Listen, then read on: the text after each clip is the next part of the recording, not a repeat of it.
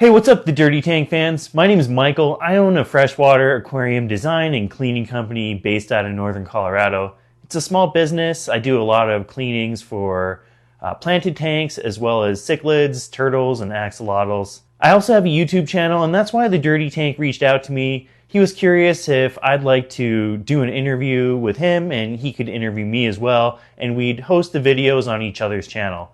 So for the rest of the video, I'm going to be answering some questions from the Dirty Tank and showing some footage of tanks that I've set up at my house and some clients' homes. Hope you enjoy it. How long have you been fish keeping? I've been keeping fish for almost 30 years now. I'm 37 years old, and my memories go back to pretty much as far as I can remember. My first introduction into fish keeping were actually reptiles and amphibians. I kept turtles and fire-belly newts when I was maybe 4 or 5 years old. Pretty sure my dad was doing most of the maintenance back at that point. My fanaticism over aquariums grew in college when I worked at a really awesome fish store in Durango called Fish Connection. I had up to a dozen tanks at one point, including a 125-gallon discus tank and a 55-gallon reef. I've moved around a lot in the years since, so I've had to break down a lot of tanks and then set them up in the new cities or even new countries that I've lived in. How many aquariums do you have? I have 5 aquariums at the moment.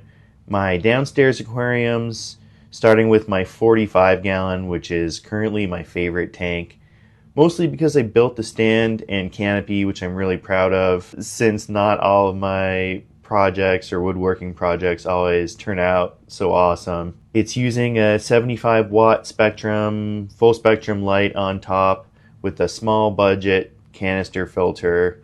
It's been running for about half a year now. I did use CO2 for a brief period, about a month, when I was really struggling with hair algae.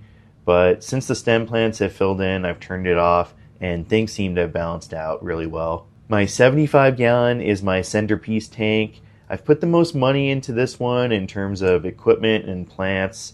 It's stocked with small schooling fish, including some orange and flame von Rio tetra, cardinals, celestio pearl danios, glow light danios, and tons of cherry shrimp.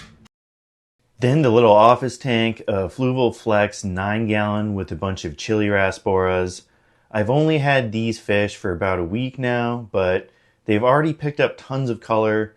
This was a really simple nature tank that I threw together on the fly, since the tank that I had originally intended to put the chili rasboras in had too strong a flow. So this is the upstairs tank, my Fluval Flex 15-gallon, which was actually the one that the chili rasboras were going to go in. It's my longest running tank at the moment, which has been set up with different iterations for about 8 years now. At the moment, I've got a Stargate tank going in here.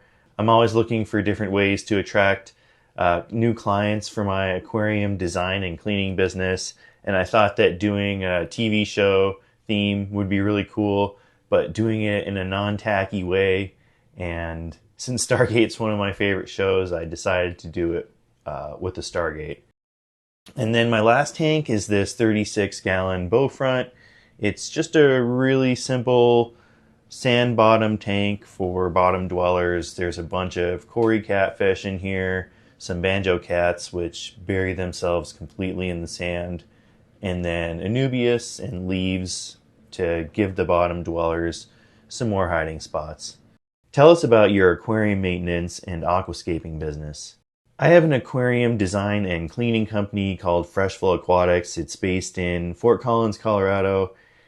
The bulk of my business is cleaning fish tanks, even though I specialize in live planted tanks and aquascaping.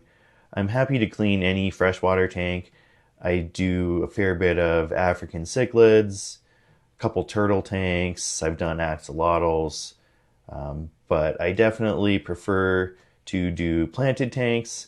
One of the things that I think makes my business unique is that I don't feel like there's one way only to keep planted tanks. I know a lot of people, especially over the years, get stuck in their ways and routines. You know, you start going down the path of using CO2, and then before you know it, you're telling everyone, oh, this is the only way you can do a planted tank. But I really recognize that there's so many different styles in keeping freshwater aquariums or planted tanks, and I'm happy to make it happen on whatever budget for my clients. And then some other parts of my business, I've recently started doing online consultations for people. I was just trying to find ways to drum up more clients since my business is fairly young and I'm trying to grow it. And that was kind of interesting to talk with the Dirty Tank about, because I know that he's got a website where you can buy a bunch of fish that he breeds and stocks from other places. And he's got a newsletter as well. So it's always like that next step nowadays for businesses, I guess, looking to capture some sort of market online or some presence there, even though my ultimate goal is to be a locally based business. Which is your favorite tank? My favorite tank of all time has to be my 75-gallon mountain layout called Edscape. It was a tribute to my late dog who passed. We did a lot of camping and hiking together in the mountains, and I actually collected a lot of the materials together with him, which made this tank really special to me. It was my first diorama style tank where you take a natural scene or something from nature, a picture almost, and turn it into a fish tank. And since I live in Colorado, this is a very typical thing you'd see on a hike. Forest with some tall pine trees and mountains in the backdrop. What does your maintenance routine look like? Well, that kind of depends on how much time I have. I try and do a couple different types of maintenance. So on weeks where I'm busy, I'll just at the bare minimum do a quick water change, and I tap into my faucet so I don't have to slog a bunch of buckets around. It's pretty easy.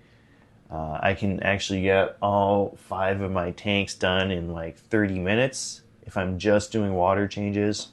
But then at least once a month, I like to get in a in-depth cleaning. I trim all the plants, I clean the filters out, I get the lily pipes done, everything like that. And then I also have cleanings in between, you know, where I do a little bit of trimming, scrub the glass, polish everything off. And those can be every 2 weeks. What's one tip you would give folks who want to start an aquarium with CO2? I actually have 2 quick tips for folks who want to start an aquarium with CO2.